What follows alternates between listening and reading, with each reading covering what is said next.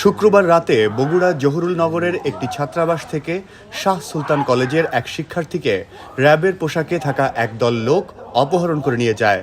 তার মুক্তিপণ আদায়ের সময় 2 জন নারীকে নারায়ণগঞ্জ থেকে আটক করেছে পুলিশ। এই 2 নারী আটকের পর অপহৃত ফেরদৌস সরকারকে অপহরণকারীরা ছেড়ে দিয়েছে বলে নিশ্চিত করেছে পুলিশ।